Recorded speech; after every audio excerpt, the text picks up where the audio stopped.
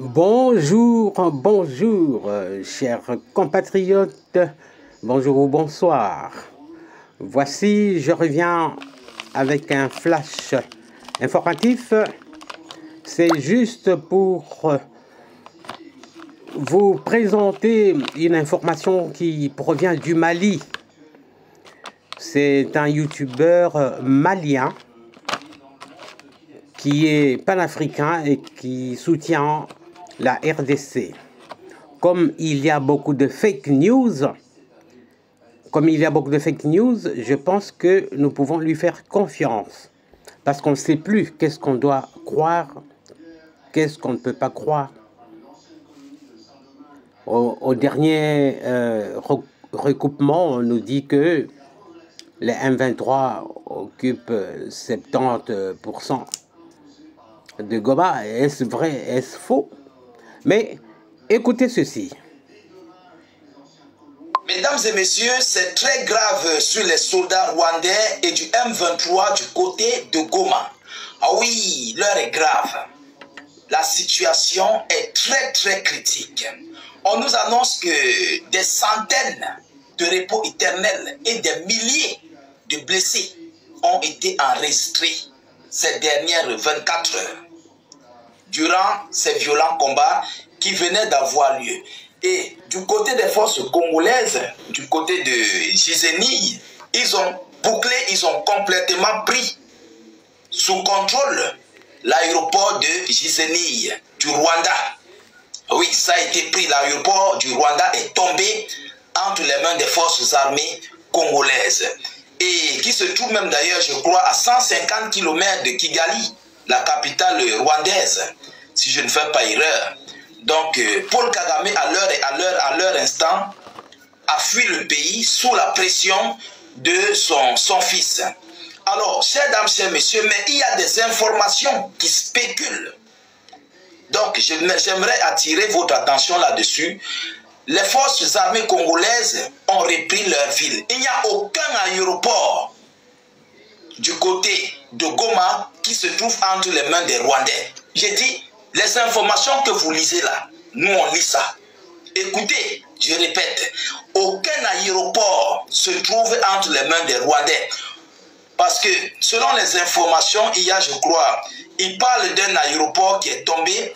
Il y a le siège du gouvernement provincial qui a été pris. Aucun.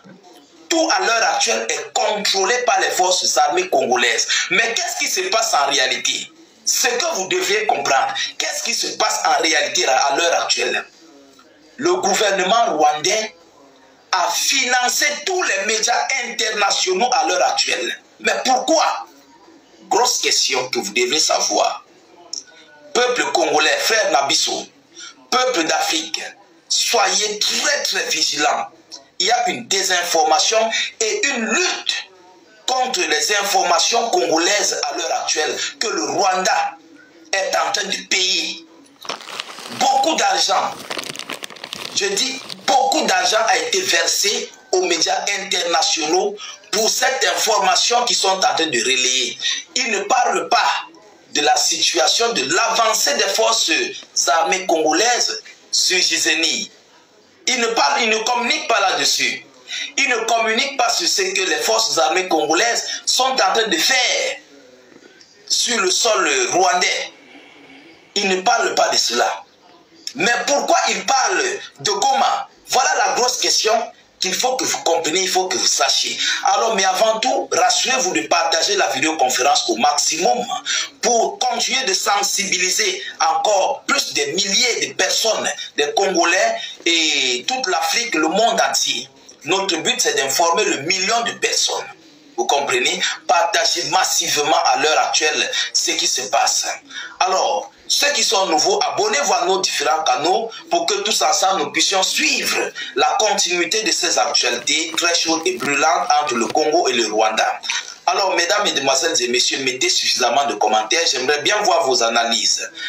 Donc, premièrement, aujourd'hui, il doit y avoir une rencontre entre M. Tshisekedi, président du Congo, et M. Paul Kagame, président du Rwanda, avec pour médiateur M.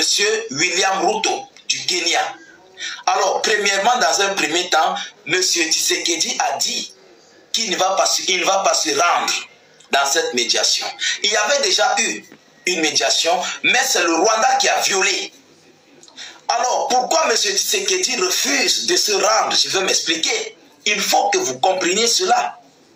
Vous comprenez? Dès lors que nous avons attrapé vos soldats comme preuve sur nos terres, mélangés avec les forces du M23, cela veut dire que le Congo est agressé. Est-ce que vous comprenez? Donc le Congo ne doit se justifier de rien devant qui que ce soit, mais au contraire, le Congo a le droit de se défendre. Attention, on voit les tapages médiatiques. Non, les forces congolaises ont fui à Goma, ils ont abandonné la ville. Rien n'a été pris. Ils sont entrés. Je ne dis pas non. Ils sont entrés, mais ils ont eu de lourdes pertes.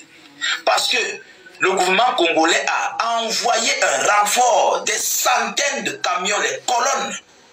J'ai regardé, ça ne pouvait pas finir. J'ai regardé la vidéo. Les camions ne finissaient pas. Ça sortait seulement. Ça partait seulement. Les camions sortaient. Mais qu'est-ce qui se passe en réalité? Ils veulent imposer M. Tshisekedi à accepter la victoire du M23 et du Rwanda et des forces rwandaises sur Goma, avec une pression de désinformation contre le Congo, contre les forces armées congolaises, et avec une autre pression dans la médiation. Vous comprenez? Ils veulent accepter au Congo de laisser tomber cette parcelle de Goma. Mais en réalité, qui est derrière? C'est l'Occident.